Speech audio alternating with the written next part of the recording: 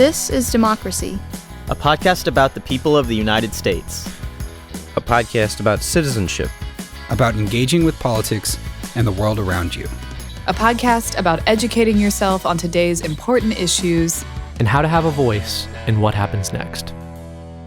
Welcome to our new episode of This is Democracy. Today we have a special treat. We're going to talk about intelligence and the ways in which U.S. intelligence agencies collect information on China and Russia in particular, and the ways in which we should think about the role of intelligence in policymaking in the United States. This is a topic that's often discussed in the news media, but a topic for which we're given very little background, and often issues are misconstrued and politicized before they're explained. So we're fortunate today to have with us an old friend who was on our podcast, I think, a couple of years ago. He's back with us today. This is John Sipher. John retired in 2014 after a 28-year career in the Central Intelligence Agency's National Clandestine Service. At the time of his retirement, he was a member of the CIA's Senior Intelligence Service, the leadership team that guides the activities of the agency globally. John served in multiple tours overseas for the Central Intelligence Agency. He was chief of station and deputy chief of station in numerous locations in Europe and Asia and various high-threat environments, and he lived to tell the tale. John also served, and this is really interesting to me, as lead instructor in the CIA's clandestine training school, and he was a regular member of various discussions and training activities beyond that. He now spends quite a lot of time talking to students and commenting on intelligence matters. So we should call you Professor John now, shouldn't we? My dad was a professor. I still haven't got my PhD. So well, you have the PhD of experience, John. Welcome to our podcast. My pleasure. Thanks. Great to see you again. Before we talk to John Sipher, we have, of course, Mr. Zachary series scene-setting poem. What's the title of your poem today? Conceiving the Spies Lament. Oh. Wow. Let's conceive of that lament. Go ahead. It must be so boring with your crystal ball, seeing each bomb, knowing where it will fall, but not being able to do a thing. And most of the time, the thing is to stay quiet and find explanations for the inexplicable, the pinings of men in smoke-filled rooms far in the distance, or else centuries before you were there to say, no, this is not the end of the world.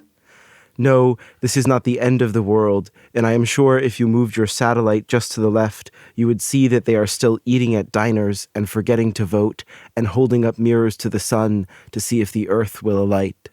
And I am sure when you alight in a field with a parachute, you are amazed most of all that nobody cares.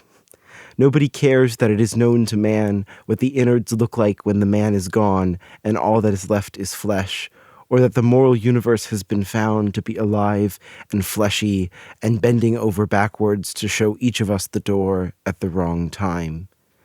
No, this is not the end of the world. The world flows on towards us like a river, long after we have forgotten what cold truth the water is.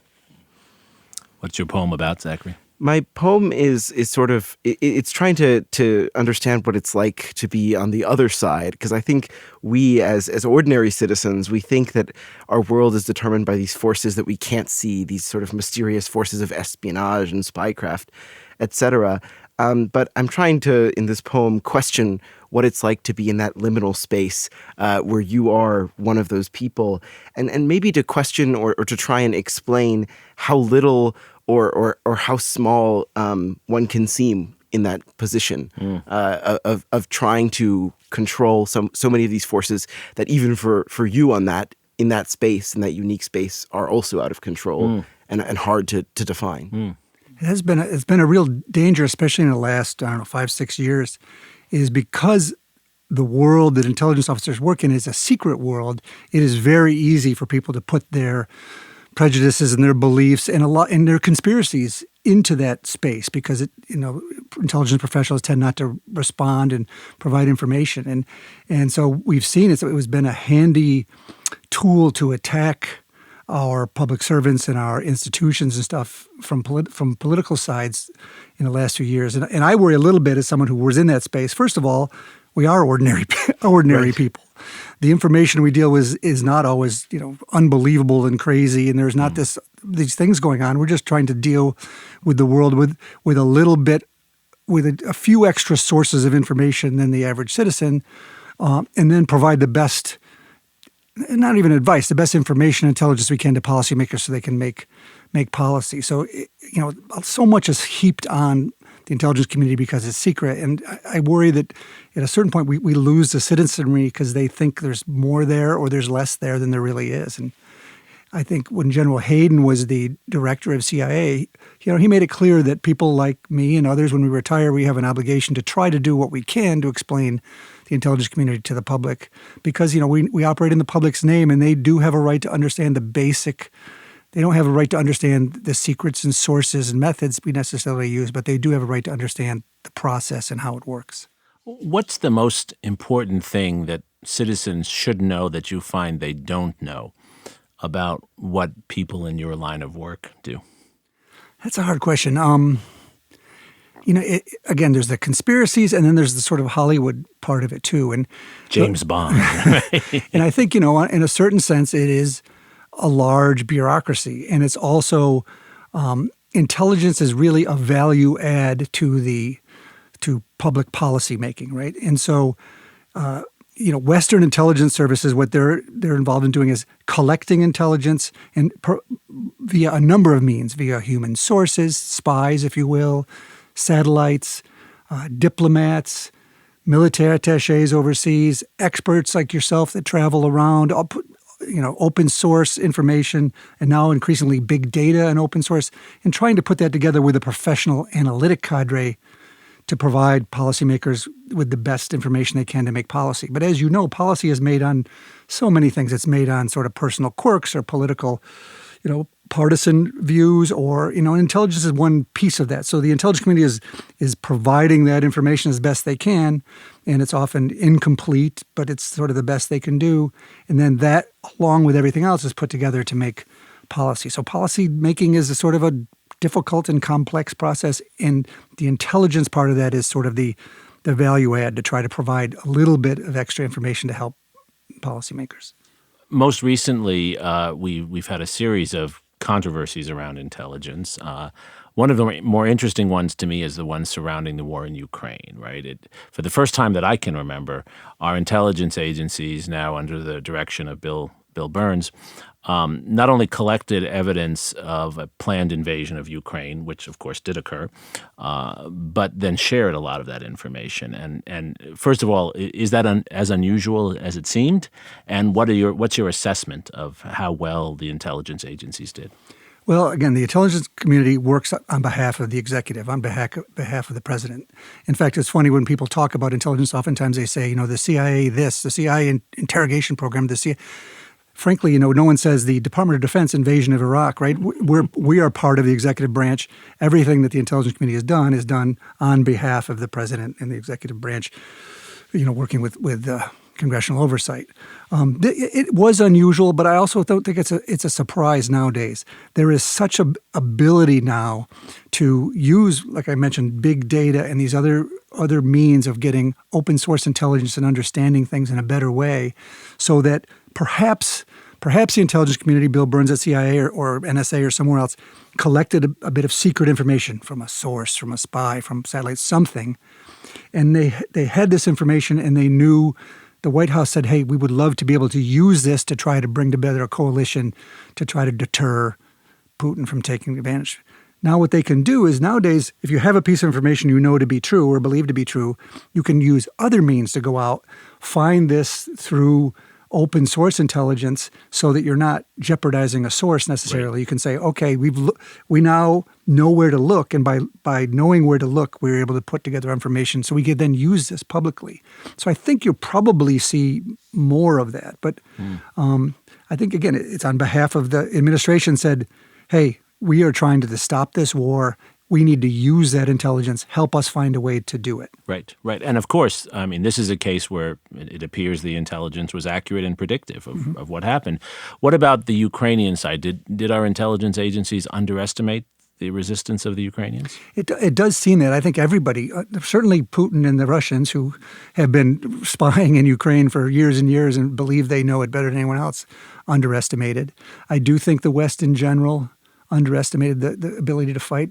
And it's not just Ukraine. Look at Afghanistan. I think, we spent years there training, providing money, information to Afghanistan, thinking they could hold themselves and fight. And in how, is there intelligence that understands a people's willingness to fight? It's one thing to know they have the capability, they've been trained, the things they say. Another is when push comes to shove, will they fight? And I suspect that, a lot of us got that wrong. You've referenced the Western intelligence agencies. I guess my question for you is, what role does the CIA, but intelligence collection in general, play in those alliances? It seems to me that that espionage or intelligence gathering plays a big role in the sort of day-to-day cooperation between allies, particularly within NATO, which is, of course, very relevant in the case of Ukraine. I'm really glad you brought that up, because I think that's one thing when you mentioned, Jeremy, that what does the public not probably understand about intelligence. So at least I work for the Clandestine Service. That's the running of human spies. And it's just one small piece of a larger community, again, satellites and diplomats and everything that goes together to make that. But one of the things that we do, probably the most important thing we do, is that cooperation with people around the world. And so from the Clandestine Service, I'm just making up this number, say we put out 500,000 pieces of intelligence a year from the Clandestine Service, the spy side of the agency. 75%, 80% of that comes from liaison partners we work with. So when I worked overseas, if I was in Pakistan, Indonesia, Moscow, we actually would meet with the local service people there who understand their challenges, what they're doing, and we'll work with the CIA on areas that are of interest and that are compatible. So even in places like Russia, where we really don't like each other, our security people will go over to talk to their security people on issues like terrorism and things where, if we have, in fact, it's by law, if we have information that on a threat to a foreign leader or a foreigner, we have to share that. So there's times in the past with Saddam Hussein in Iraq where we would show up at his office and say, there's this effort, there's this plan to kill you here. And he'd be like, what are you bringing this to me for? You guys want to kill me. We're like, well, that may be true, but we have this information. We don't want those guys to kill you. And so that aside from the joking part, incredible amount of working with. And there's a lot of governments around the world that want to work closely with American intelligence without making that public necessarily. So there's countries that are, on the periphery of China that don't want to antagonize the Chinese, but they have information they want to share with the Americans because we have interests together. So a good portion of the information that we collect from the Clandestine Service is through those liaison and friendly contacts. Is the intelligence collection in China and about China, is that fundamentally different from what we do in other places? I think China and Russia and places like that are different from, and again, I'm talking about the Clandestine Service, the human spy side of this. That's the kind of work that I did. Countries that began, what's the best way? It's, sort of from revolutionary roots. So the Russian leaders of the Bolshevik Revolution, Stalin, Lenin, Trotsky, these people were career revolutionaries. They operated underground as terrorists trying to destroy the Tsarist regime. And the same with Mao's China. The people who became the leaders of those countries were professional underground revolutionaries. So when they took over, the first thing they did is create really robust intelligence security services, and they almost openly said, we're a terrorist organization. Their goal in those kind of countries that grew from those revolutionary roots, their security services and the way they look at national security is regime security. So their national security is all about protecting the leadership and keeping them in power. And so the domestic side of what they do is as important to them as anything. And you can imagine if you look at Russia or China today, they put incredible resources to making sure that leadership stays in power. In other words, they're afraid of their own people. They don't have systems like ours, as ugly as our system can be, that create that sort of sense of legitimacy, so that they need to stay in power by, destroying opposition, keeping people away, killing off threats to the regime inside, as well as fighting off foreign foes. And so places like China and Russia invest an incredible amount in stopping anybody that they think is a threat to the regime, both domestically and overseas. And so in a place like Moscow in Russia, they put incredible resources. If you're an American diplomat in Moscow or in China for that matter, they are going to spend as much money and time as they need to stop you. They're going to have audio and video in your house. They're going to track you, as they call it, right? Well, they'll try to compromise you. They will interview everybody you talk to. They will try to put people up against you to give you false information or to control what you're up to.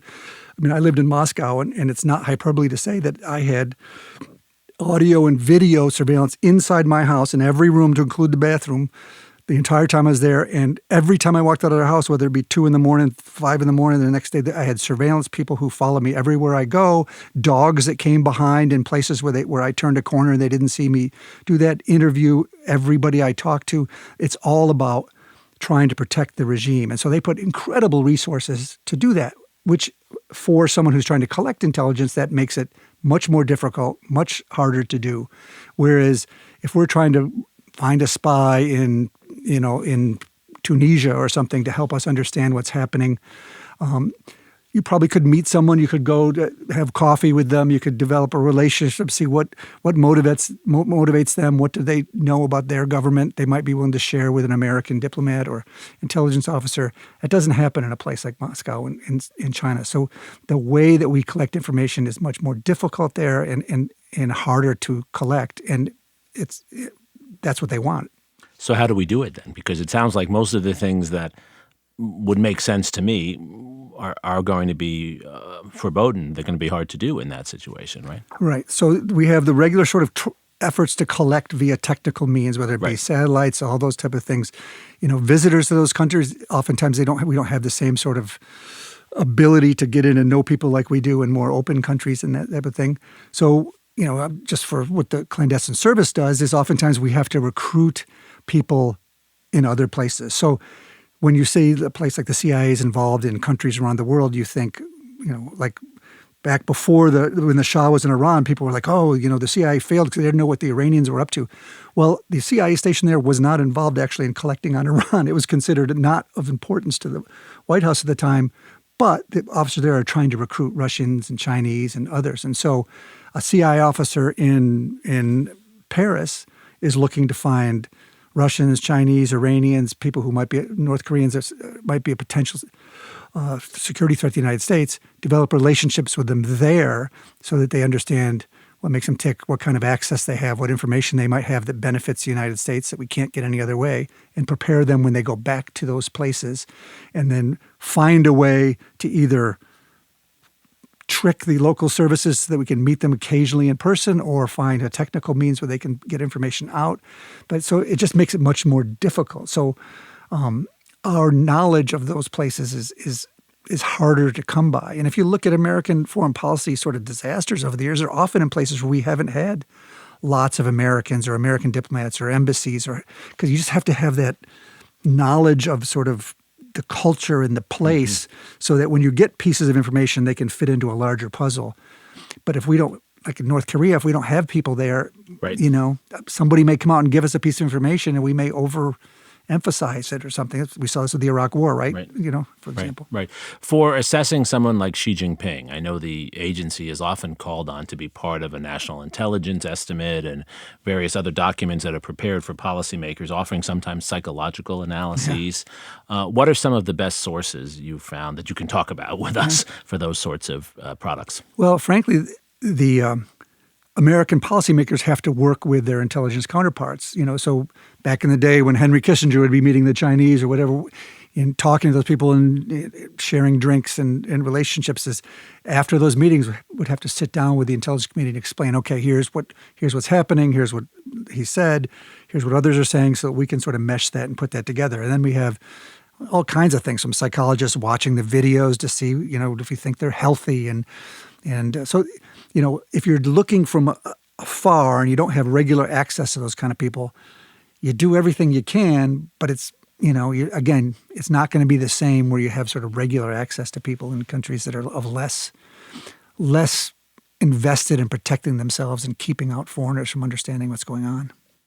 You mentioned earlier the role of presidential oversight in the work that you do and the work that your colleagues do. I guess my question is, and I think this is something that's definitely been in the news of late, what is the role that Congress can play in that?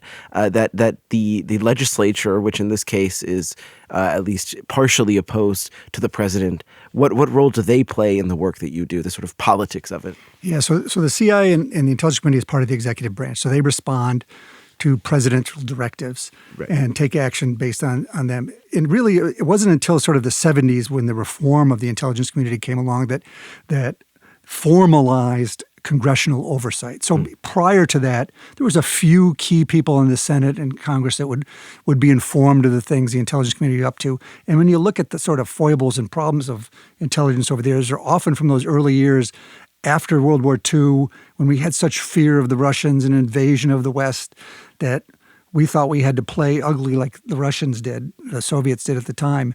And the CIA got involved in all kinds of things that presidents wanted them to, but there wasn't really a congressional oversight piece to that. In the 70s, the reform of the intelligence community created a number of things. It said if the president wants the intelligence community to take action, what they call covert action, as opposed to collecting intelligence, what I've been talking about earlier is collecting information, collecting intelligence for analysts to look at. Our intelligence community also has the ability to take action, and you've seen over the years maybe fighting Al-Qaeda, back in the old days, overthrowing governments and that type of stuff.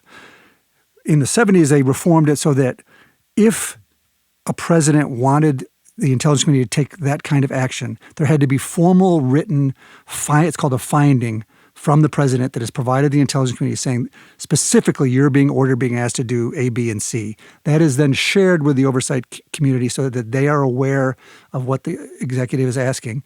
And then they are involved in investigating, asking questions, making sure that the intelligence community is keeping the intelligence oversight committees, HIPSI, which is the House Committee, Permanent Select Committee on Intelligence, and SISI, the Senate Committee on Intelligence, informed.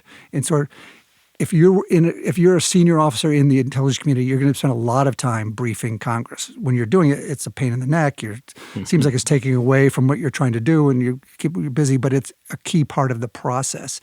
And I think you can look at how our intelligence community operated, sort of pre 1970s and the reforms and post. And I think it's a very different way of doing it. But again, if presidents ask the intelligence community to take action, the intelligence community may explain like, hey, that may not work, or we don't have the ability or the access to do the things that you're hoping we can do.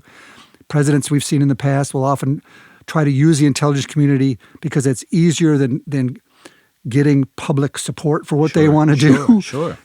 That type of thing. And I can imagine and I just know some people involved in the thing when Syria came up, there was a lot of, hey, we want the agency or the intelligence community to play this role in Syria and do A, B, and C.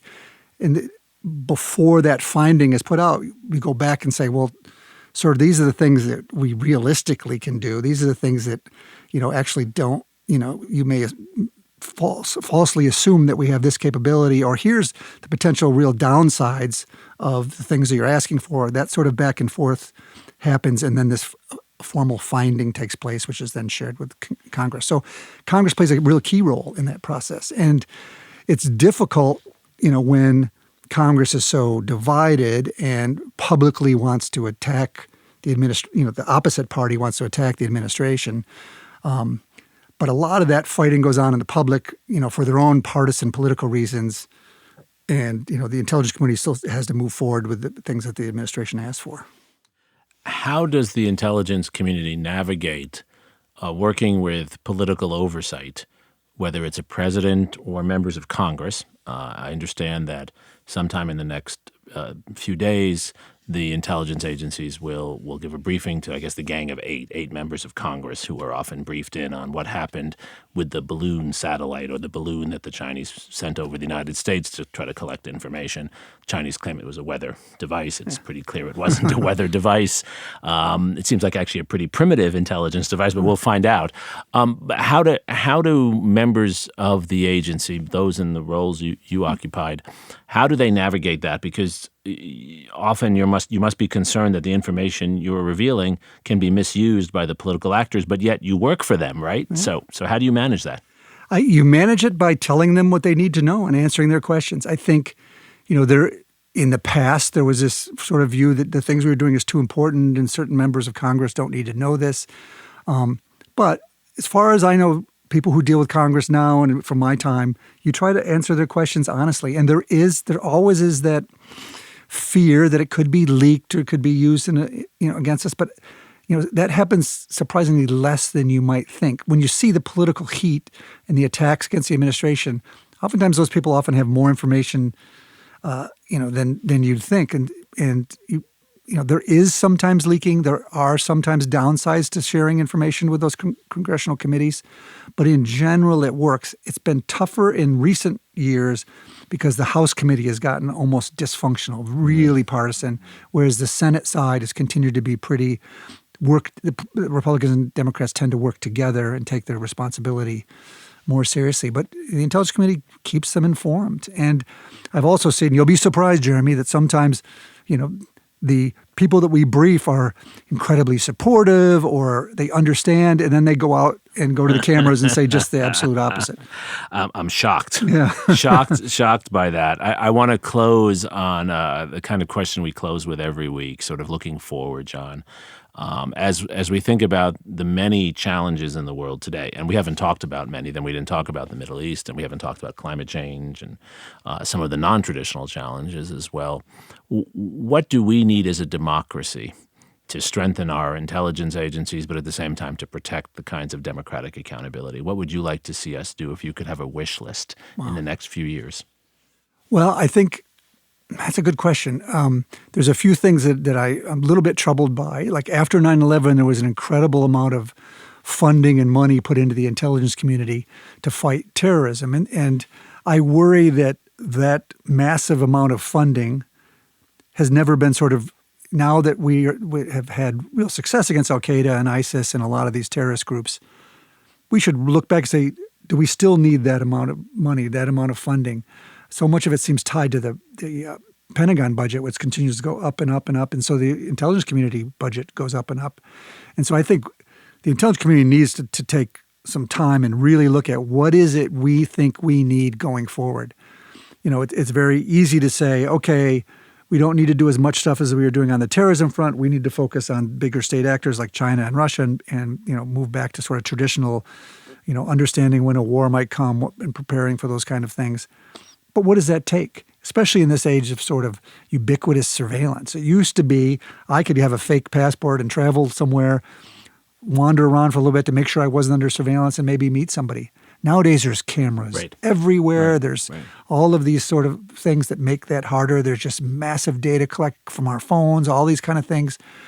Having that ability to use sort of cover to protect your operations, the amount of collection that could be used against someone trying to meet a spy, because it's our obligation as someone, again, I'm talking about the clandestine service, if I have a source who's providing me the keys of what's happening in the Kremlin, it's the CIA and the U.S. government and my responsibility to keep that person alive, to keep them safe. Right. It's, I can't say, hey, this information is really important, but you're not important, and then run. Well, you can't run a serious intelligence service like that. So I do think it's really time for the intelligence community to really sit back and look forward and try to say, are we set up the way we need to be for the threats that we think we're going to be facing in years going forward? And I think that's going to include a lot more. But like this open source, some people talk about the open source revolution. I think it's true. There's an incredible amount of information out there with high capacity computer generation to sort of make connections and collect information and use that information that we haven't had in the past. And how do you marry that with the secret part of the stuff? Because secrets are only about protecting sources, but intelligence doesn't need to necessarily be secret. It needs to be information that a policymaker needs to make better policy. Right. So Zachary, listening to all of this and learning as we all are from John's wisdom and experience, what do you think going forward? I mean, I think there's a tendency, especially among those of us who look at the intelligence agencies from the outside in to either adopt the sort of glorified view of the intelligence agents as superheroes or the opposite, right, as villains. And we can all come up with some examples where you can sort of slice in what looks like one of the two. But of course, the reality is somewhere in between. What are your thoughts on that? How do you perceive this? Well, I think that the conversation we just had is very informative, because I think that we often forget exactly where we started this conversation, which is that the intelligence communities are there to help make policy, and that oftentimes the failures of American foreign policy, as much as we would like to blame them on intelligence services or on the failures of individuals in the government, are a failure of our policy, a failure of policy creativity, and oftentimes a failure of our politics. And so I think I hope that this conversation will encourage our listeners to get more involved in those important policy discussions, because I think that this shows how much of an impact they can really have and how important and central that policymaking effort is, even to the covert activities and intelligence gathering that we may never hear the details of. Right. I think that's very well said. That's an excellent point. And I think it echoes what John has said. It echoes your poem. I mean, what I'm hearing you say, John, more than anything else, is that we have to be humble. We have to recognize that, as many capabilities as we have, we're still very limited in how we assess foreign leaders and the opportunities we have in some of the most difficult places to operate. And that means our policymakers have to sometimes reduce their ambitions. Yeah. But it also means we can't expect to get instant results in many cases. We need to elect serious people, because they're the people who are telling the intelligence committee what they need to do. Yes, we need to be humble. The world is incredibly complex. The U.S., we have this view that, if something is bad, the U.S. should take an action and fix that. But there's just so many moving pieces out there, especially in foreign cultures that we only understand, partially. We have to be more humble about sort of the actions we take and understand, is it really in our interest or not? And this point that you make about, our job is to provide information to policymakers. One thing is, I say that as a contrast to places like China and Russia, because yes, they also engage in espionage. They try to collect information. They try to use it.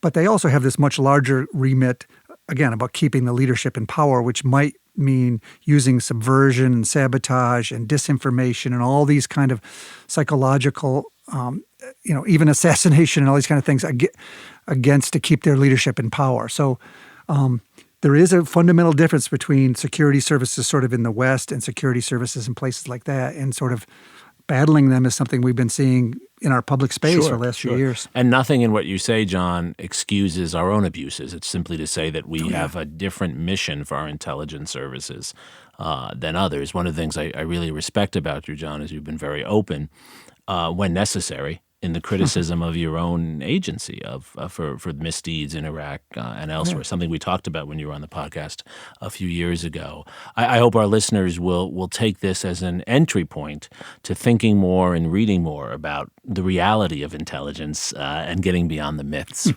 Our democracy really depends, as John said so well, on having an informed citizenry and informed leaders. Thank you so much for joining us this week, My John. pleasure. It's always great seeing you too. And thank you for your poem, as always, Zachary. Thank you most of all to our loyal listeners for joining us for this week of This Is Democracy.